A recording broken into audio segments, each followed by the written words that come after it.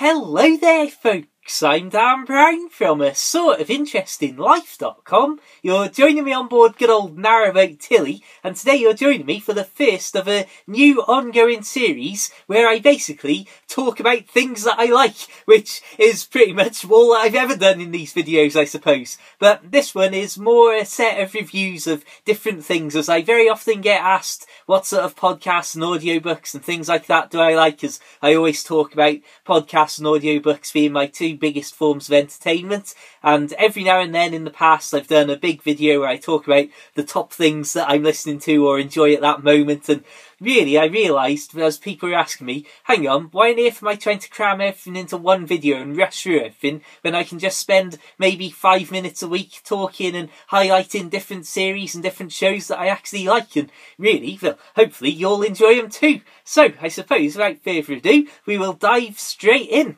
And today we're going to look at a podcast, so luckily it's free and you can tune in yourself without any real barrier, so hopefully you'll check it out. So today I would like to draw your attention to Dan Carlin's Hardcore History. Now I'll try and get that up on the screen there. Hopefully that's in shot and relatively well focused. I'll leave a link in the description or just Google Dan Carlin's Hardcore History. But basically it's a podcast series that doesn't post many episodes. For example, last year there were only 2 episodes during the entire year of 2015. But if I say that those episodes lasted, let's have a look. The first one was the 6th of May and it lasted 4 hours and 17 minutes.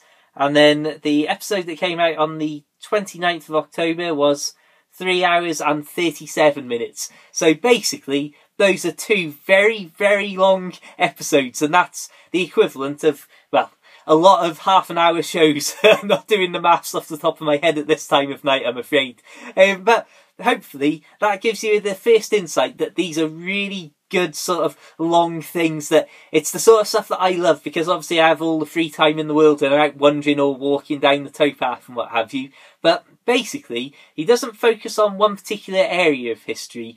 He will choose a certain topic, such as the run-up to World War I, or the Mongol hordes and Genghis Khan and all that sort of thing, and basically all different areas. And sometimes it'll just be a one-off episode that'll last for hours and hours. Sometimes it'll be a series of really long episodes that go on for over a year, for example. And what I think is great about this is that even though it's just him on his own, it's really well produced. He originally worked in radio, and that, I think, really shows through, that everything's so crisp and well produced, basically, that it sounds professional. It could easily be a proper audiobook, or you could hear it on the actual radio and not think, oh, this is some sort of amateur thing. It's really well done. And even though it's just him talking on his own with like various very quiet, very subtle sound effects thrown in, and it's various places, really, really subtle. It's not like he says, oh, and then there's an explosion and then there's like a massive boom sound or anything like that.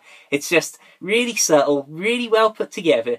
And despite the fact that it's only one chap talking on his own, it doesn't really come across in the way that I just really rattle words off at you and overpower you with just nonsense and words spewing out of my mouth as fast as they can. Instead, it's somehow conversational, but just as an individual person, and just sort of the way that I would love these videos to come across, really, of me just saying things and talking about stuff and going through the narrative of whatever story or whatever piece of history he's talking about, and it's basically giving you that information and giving you the general story and narrative, but with his own, like, oh, and I find this fascinating, oh, and this, and oh, and then this, and one of the things that we can't imagine now, all the sort, well, I suppose the reason that I love it is because it's very similar to what I love about history. He always says that he's a history fan rather than a historian, and that's really a great way to describe yourself, and a great way that I think that I will have to mention as that being something that applies to me too in the future. But yeah, Dan Carlin's Hardcore History. Really long episodes, really well produced episodes, interesting, really in-depth, and go into like sort of down little side alleys of history every now and then, very straying from the overall narrative. Just really great. I'm going to put my glasses on here so that these are my $1.99 fancy glasses. Let's have ourselves a look. Some other episode lengths. So 2013, 25th of July, The American Peril, 4 hours and 6 minutes. Prophets of Doom, that's a good episode, Prophets of Doom. 22nd of April 2015, 4 hours 28 minutes. So you get the general gist that these are episodes that go for a very, very long time, even if they are very infrequent. But ultimately, quality will trump quantity many times over in every battlefield, I say. So, on that note, check out the links in the description. Also, feel free, if you like audio stuff, this is a perfect time to plug. I actually recorded my first Narrowboat Life book as a short audiobook too. And yes, it really is me saying it all. And again, we won't get into that, but it was an extraordinary amount of work to record that. So, until the next time, check the links in the description for Dan Carlin's Hardcore History. Check the links also for loads of boat life stuff if seeing this in the background has piqued your curiosity. And, well, as always, till the next time, keep it boat worthy, have an absolutely fantastic day, and farewell.